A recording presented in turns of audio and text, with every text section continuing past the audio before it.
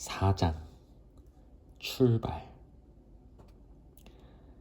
지금 저 풋내기 포틴브라스 놈이, 혈기에 넘쳐 날뛰는 저 애송이 놈이 노르웨이 변경 곳곳에서 달콤한 먹이를 찾아다니는 드센 무례한들을 끌어모아 뭔가 못된 흉계를 꾸미고 있다네. 푸인레란 달이 뜨고 난 뒤라는 뜻이다.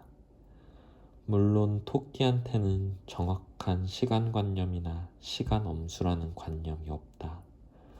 그런 면에서 토끼는 어떤 목적을 위해서 모이는 때만도 며칠씩 걸리고, 일을 시작하려면 그보다 더 오랜 시간이 걸리는 원시인과 비슷하다. 원시인들은 그들 사이에 텔레파시 같은 감정이 흘러 일을 시작할 때가 되었음을 누구나 알 정도로 무르익어야 다 같이 행동에 들어갈 수 있다. 9월에 제비를 본 적이 있는가? 제비들은 전깃줄에 모여 앉아 제제거리며 혼자 또는 여럿이 그루터기만 남은 빈 들판에 잠깐 내려앉았다가 돌아오곤 한다. 그러면서 노랗게 물든 길가에는 점점 더 긴 제비줄이 이어진다. 흥분이 고조되는 가운데 수백 마리의 제비가 한데 모이고 섞여 무리를 이루고, 이 무리들이 어수선하고 무질서하게 모여들어 거대한 제비 군단을 이룬다. 한복판은 빽빽하고 언저리는 들쭉날쭉한 이 제비 군단은 구름처럼 파도처럼 흩어졌다가 뭉치기를 되풀이한다. 그러다 어느 순간, 모두는 아니지만 대다수 제비들이 마침내 때가 왔음을 깨닫는다. 이렇게 제비들이 출발하면 많은 희생자가 따를 남쪽으로의 대장정이 다시금 시작되는 것이다.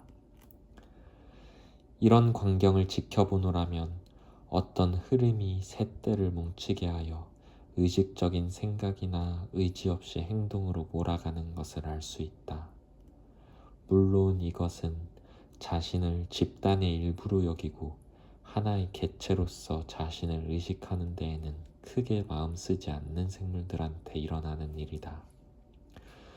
그러한 광경 속에서 제1차 십자군을 안티오코로 내몰고 나그네 쥐를 바다로 떼지어 뛰어들게 하는 보이지 않는 어떤 힘이 느껴진다.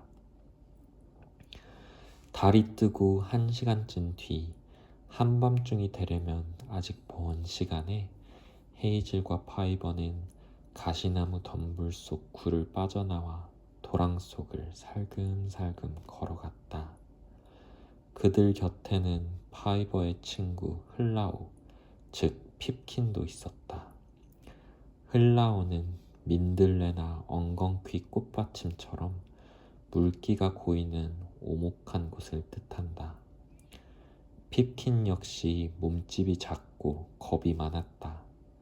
그래서 헤이즐과 파이버는 핍킨에게 함께 가자고 설득하느라 마을에서 보내는 마지막 시간을 거의 다 써버렸다. 핍킨은 마지못해 가겠다고 했다. 지금도 핍킨은 마을을 떠나면 변을 당할까봐 잔뜩 긴장하고 있었다. 그래서 위험을 피하려면 헤이즐 꽁무니에 딱 붙어 다니면서 시키는 대로 하는 게 최고라고 마음먹고 있었다.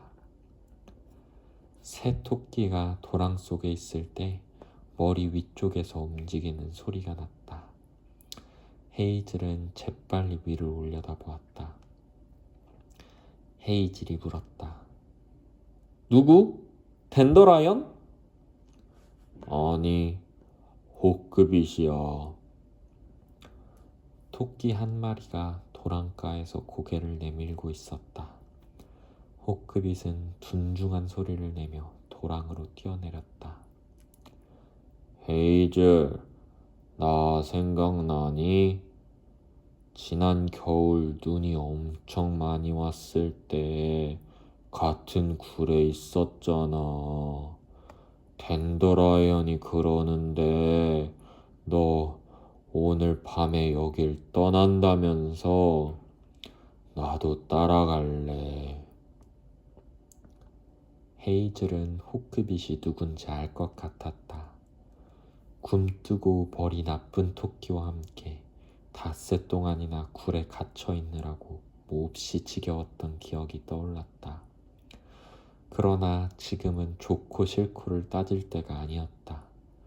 비귀기 아우슬라 토끼 한두 마리쯤은 어떻게 설득할 수 있을지 모르지만 어차피 함께 떠날 토끼들은 대부분 아우슬라 출신이 아닐 것이다. 괴로운 삶 속에서 무슨 뾰족한 수가 없을까 궁리하던 변두리 출신들만 모일 것이다. 헤이즐이 이런저런 생각을 하고 있을 때 덴더라이언이 나타났다. 덴더라이언이 말했다. 어서 떠나는 게 좋겠어. 아무래도 사태가 심상치 않아. 호크빗을 설득해서 이리로 모이라고 하고선 다른 친구들한테 말하러 가려는데 토드플렉스 놈이 뒤따라오지 뭐야. 대체 무슨 일을 꾸미는 거냐고 묻더군. 마을을 떠나고 싶은 토끼가 있는지 알아보러 가는 길이라고 말해줘도 믿지 않을 것 같았어. 그런데 놈이 버럭 화를 내며 스레아라님을 배신할 음모를 꾸미고 있는 게 아니냐고 의심하는 거야. 솔직히 간담이 서늘했어. 그래서 호크빗만 데려오고 다른 토끼는 포기했어. 헤이즐이 말했다. 괜찮아. 그 녀석 성격에 널 때려눕히고 나서 묻지 않은 것만도 다행이지. 그래도 조금만 더 기다려보자. 블랙베리가 곧 오기로 했거든. 시간이 흘렀다.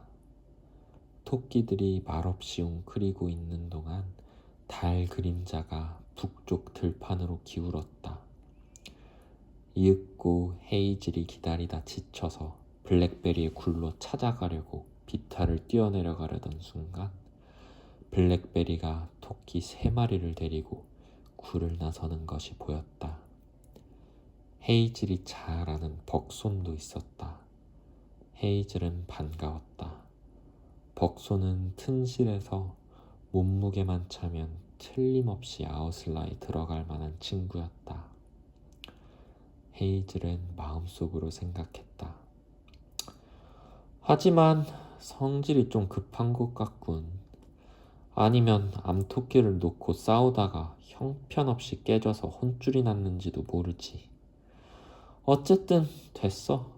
저 친구랑 비극이 있으면 싸움이 벌어진다 해도 큰 걱정은 없겠지. 다른 두 토끼는 모르는 토끼였다. 블랙베리가 스피드웰과 에이콘이라고 이름을 일러주었는데도 도무지 생각나지 않았다. 그도 그럴 것이 두 토끼는 비쩍 마른 6개월생들로 구박과 괄시에 너무나 익숙해진 찌들고 경계하는 표정을 가진 전형적인 변두리 출신이었다. 스피드웰과 에이콘은 파이버를 신기하다는 듯이 쳐다보았다. 블랙베리의 이야기를 듣고 파이버가 운명을 예언하는 시를 잘잘 읊어대리라고 생각했던 것이다. 하지만 파이버는 오히려 다른 토끼들보다 더 정상적이고 침착해 보였다. 떠나는 것이 확실해지자 중압감에서 벗어난 것이다.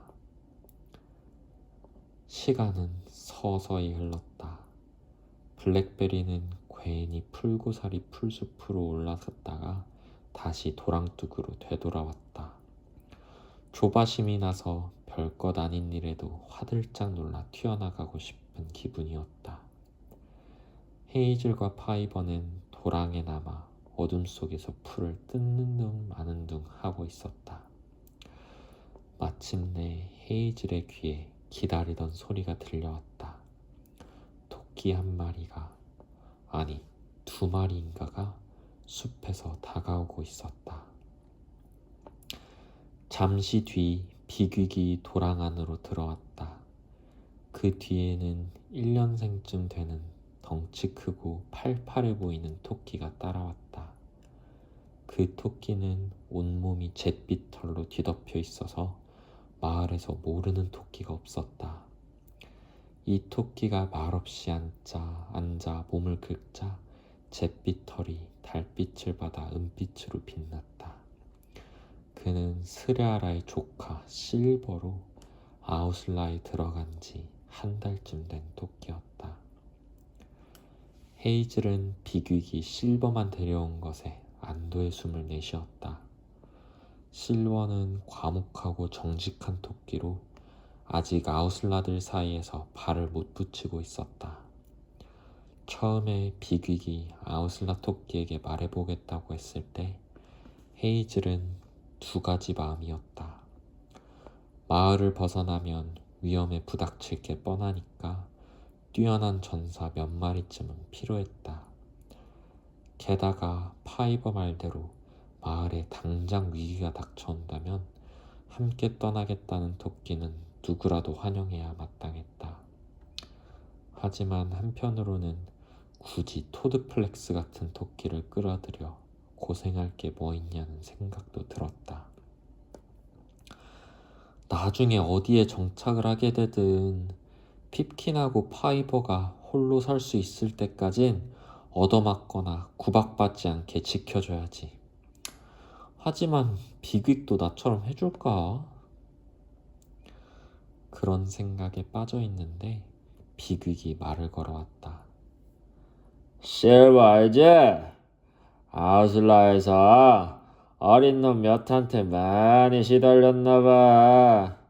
털 색깔이 이상하다는데 스레아라 덕분에 아우슬라에 들어왔다는 등 하고 말이야.